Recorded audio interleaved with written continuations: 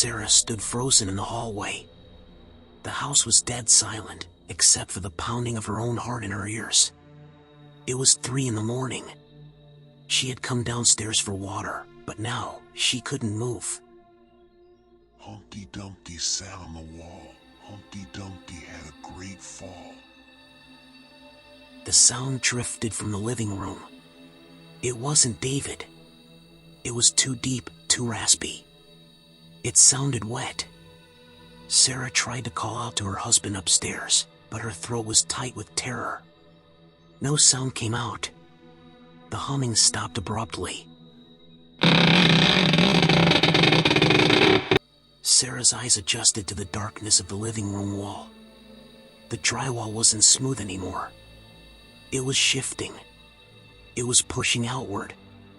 She watched in horror as the plaster warped, stretching like skin. A face was pushing through from the inside.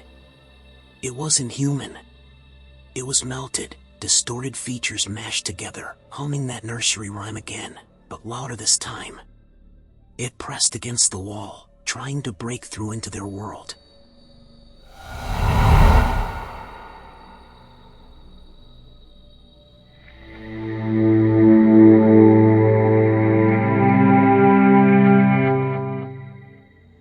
Before the nightmare began, there was Brookfield. It was supposed to be the fresh start David and Sarah had worked 20 years for. David, a stocky man with black-rimmed glasses and a neat beard, felt a surge of pride when he signed the papers. He was 40 now. He wanted stability for his family. Sarah loved it immediately. It was spacious, modern, and affordable. Perhaps too affordable, but they didn't ask questions. She pictured her short black hair turning gray in this house. She imagined growing old here with David. The moving day was chaotic but happy. Their 10-year-old son, Adam, ran around the backyard in his favorite blue t-shirt with the cartoon horse on it, claiming trees to climb. Their 8-year-old daughter, Lena, her ponytail bobbing as she skipped, already knew exactly where her bed would go.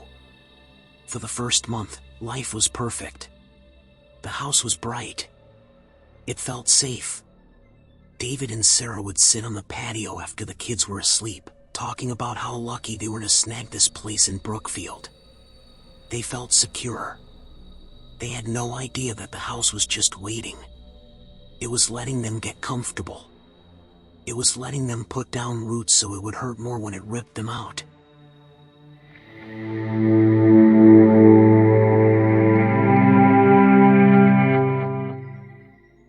The change didn't happen all at once. It started with small things. Cold spots in the hallway. Doors that David was sure he locked, swinging open in the middle of the night. The first real incident happened to Adam. It was twilight. Adam was playing near the edge of the property line where the manicured lawn met the darker woods. David was in the kitchen, watching his son through the window while washing dishes. He looked down at a stubborn stain on a plate, and when he looked back up, Adam was freezing cold, staring at something near the trees. David went outside.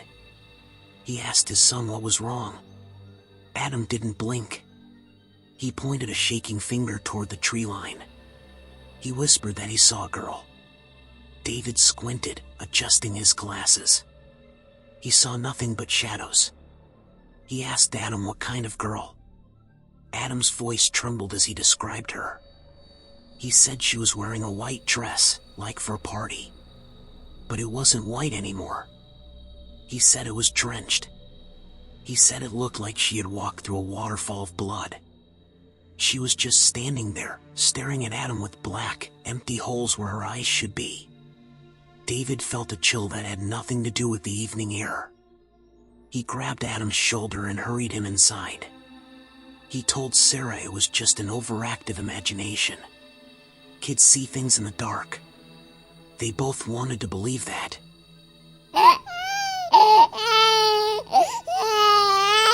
A week later, it was Lena. Sarah was upstairs folding laundry when she heard Lena screaming from her bedroom. It wasn't a playful scream. It was a scream of pure terror. Sarah dropped the clothes and bolted to Lena's room. She found her daughter curled up in the corner, wearing her favorite pink t-shirt with the lily embroidery, sobbing uncontrollably. Lena was clutching her forearm. Sarah knelt down, her heart hammering. She gently pulled Lena's hand away. There, on the little girl's arm, was a bruise. It was fresh, angry, and purple. But it wasn't just a bump. It was a perfect handprint.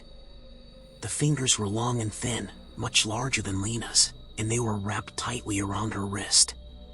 Lena choked out the words between sobs. She told her mother that a lady came into her room. A lady in white. Lena said the lady was very angry. The lady had yelled at her in a language Lena didn't understand, grabbed her arm, and squeezed until it felt like the bone would snap. Sarah just stared at the mark on her daughter's skin. This wasn't imagination. A ghost didn't leave bruises. Someone, or something, had hurt her baby.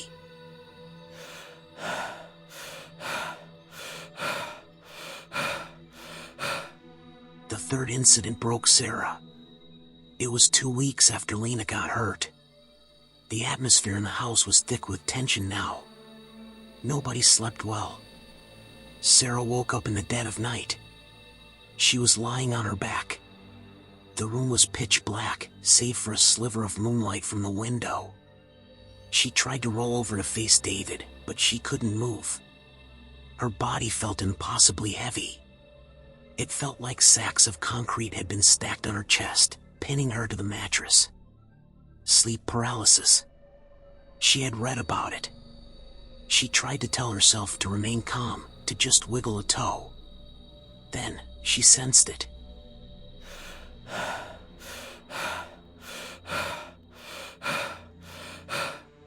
In the corner of her eye, near the bedroom door, something darker than the shadows was standing there.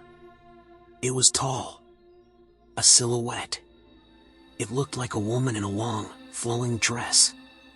Sarah tried to scream for David, but only a pathetic squeak escaped her paralyzed throat.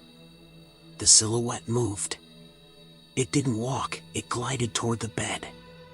It leaned over her. Sarah couldn't see a face, only an overwhelming sense of ancient, rotting malice. Then, she felt it. Hot, rancid breath puffed directly into her ear. It smelled like wet earth and copper. The breathing was heavy, labored, like an animal that had just finished a chase.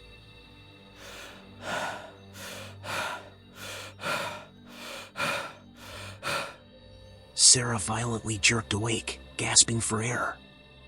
She flailed wildly, smacking David in the face. David woke up confused, grabbing his glasses. He saw his wife hyperventilating, clawing at her own neck. He shook her, asking what happened. Sarah couldn't speak. She just pointed to the corner of the room where the thing had been.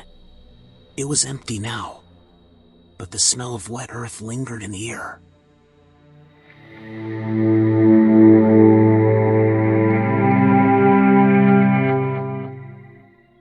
That morning, the decision was made. They didn't care about the money. They didn't care about the fresh start. They had to get out of Brookfield. David listed the house immediately.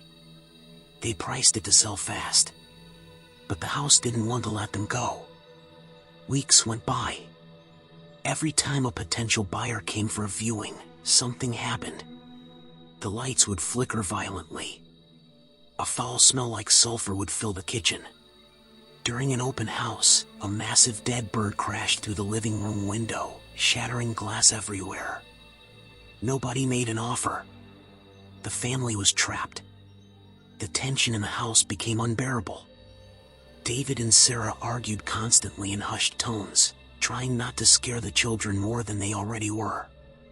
Adam wore his blue horse shirt day after day like armor. Lena wouldn't leave her mother's side.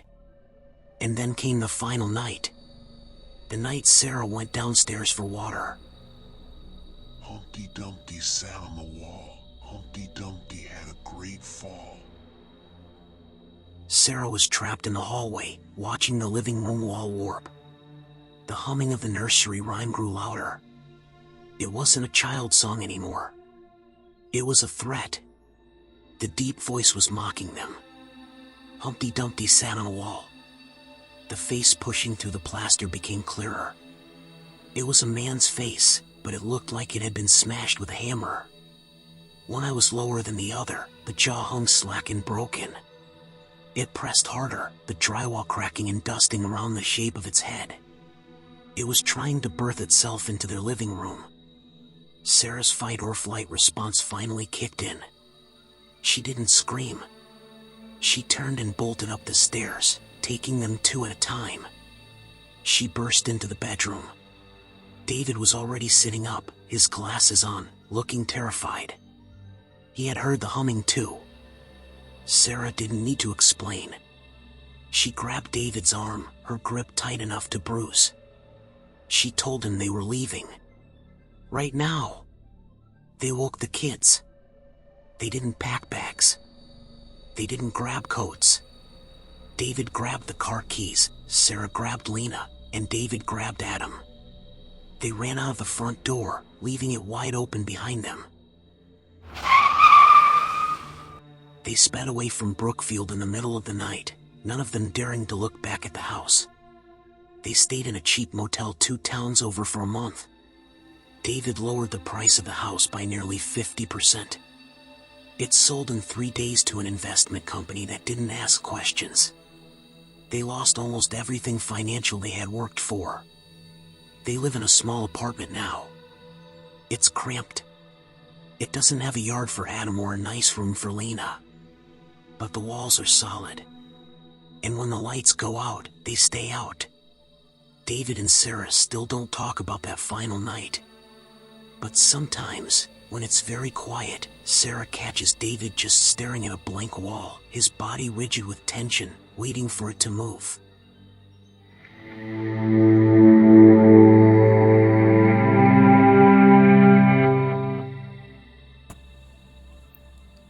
Hi, if you enjoyed this story, please like and subscribe.